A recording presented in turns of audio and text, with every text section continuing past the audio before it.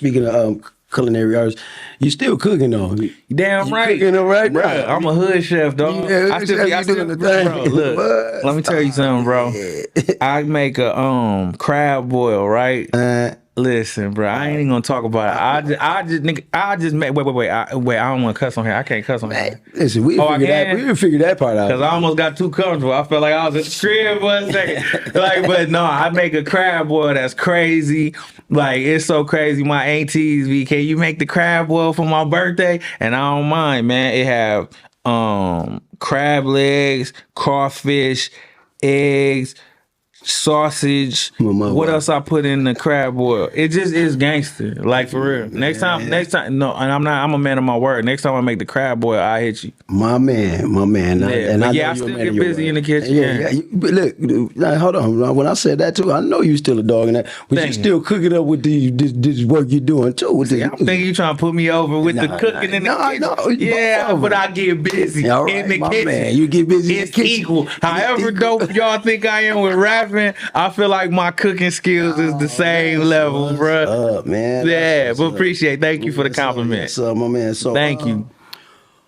Who you gave me some of your. Who did you kind of really base yourself on, or who did you really look up to, and you say, well, I'm gonna kind of mock their style or something to that effect? Like, who did you look up to that made you say, I like him?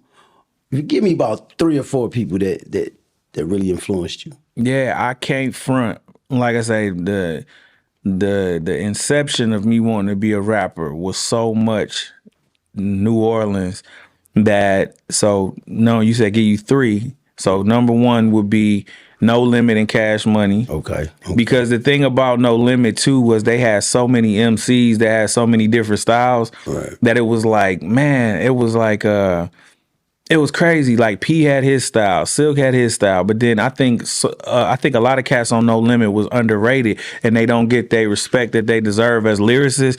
I think Mia X is one of the greatest female lyricists of all time, and I don't feel like her name get brought up enough in the conversation. I feel like Fiend and Mac, Soulja Slim, I feel like all 3 of them were lyricists like way ahead of their time. And I feel like because they was on No Limit and people just got grouped into being a No Limit soldier, I don't think that they get their individual just due sometimes. Right. So I feel like I say number 1 would be No Limit because it was so many different styles that made me want to play with a lot of different styles. You know what I'm saying? It was like you had a whole menu of different styles that you could try out. If you just listen to No Limit, you could try a bunch of different styles just based off of their releases. You right? Number 2, I would say, when I started really wanting to be respected as a rapper, I can remember it was probably around 2005.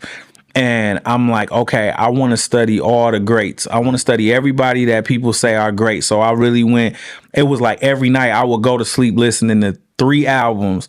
I was listening to Nas, It Was Written. I was listening to Tupac, the Machiavelli album. And I was listening to, at that time, I think it was DMX's Dark and Hell Is Hot, was the 3 albums that I like consistently just listen to over and over and over again and study. But in that 3rd spot, I would say Jay-Z.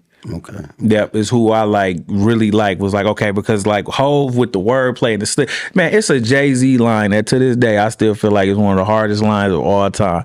Dog, it was on the La La La remix. He said, I'm a franchise like a Houston Rocket, nah, I mean? Yeah, I mean? That's what he said, right? I mean. So, right. So I'm thinking like that's like a triple entendre. He said he was a franchise like a Houston Rocket, which Steve Francis was the franchise, right?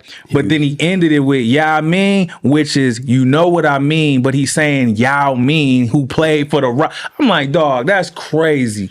When I seen that you could do that much with words, like I could say one thing that mean like 3 different things, that blew my mind. Like it was like that was lyricism on a whole nother level. It made me want to push myself like, wow, like he just said like 4 things with one statement. You know what I'm saying? I'm a franchise like a Houston Rocket. Yeah, I mean? Yeah, that's crazy. 3 and 1. 3 and 1. So yeah, I think Jay-Z, so it would be No Limit, Cash Money, Jay-Z, Nas, Pac, Big. I'm just going off the top of the dome now. Go ahead. Pac, Shoot Big, your Big stuff. Pun, Mac from No Limit, Fiend from No Limit. Who else did I study? I was a big Nori fan. For people who watching who younger, Nori used to rap before Drink Champs. Right. You know what I'm People saying? don't know that. Like, I was a big Nori fan. And the older I got, the more I started appreciating different people. So then I started, man, bro, I go through eras of times in my life where I listen to nothing but Public Enemy, bro. And I think Chuck D is so underrated, dog. Just as a lyricist, I think Flavor Flav is very underrated for the role that he played in Public Enemy. Right. He was so necessary, bro. Like, I think about that, like, Chuck D represented, he represented all of us, right? He represented the cat. He represented like a cat like myself, right? Right. Like who know a little something, want to try to educate people. Flavor Flav was your homeboy in the hood. He was like Smokey. They both represented two sides of the neighborhood, Right. but they came together for one cause. Right. It's like there's Chuck D's in every neighborhood, just like there's Flavor Flavs in every neighborhood. And to me, when I see Public Enemy, that's what they represented. That's why they were so powerful, is because they represented both sides of what being black is. Like, you know what I'm saying? It was like they took both sides of the neighborhood and put it together. So, man, I go through times where all I listen to is like Public Enemy and Tupac. That's what's you know what I'm saying? So, yeah, man. I understand that because, like I said, Flavor Flav was like, if you listen to Chuck D, if you were conscious enough to listen to Chuck D, but if you weren't, we gonna bring you a little flavor, just to bring you in, just in case you can't. That's a fact. You ever watch like a Public Enemy live performance? I have. You should, like man. It's a movie, bro. Really? Okay. Yeah, like Chuck. Man. Even now, like I don't know how old he is, but being an older man, still give his all and super like just energetic, jumping up and down the whole time. And then you got Flav on the other side giving energy, doing the dance, all that. It's amazing. Like Public Enemy's live show is crazy. I'm definitely have to check into that and check it into. Yeah, man. I got 'em, dripping like water. You want 'em, I got 'em, dripping water.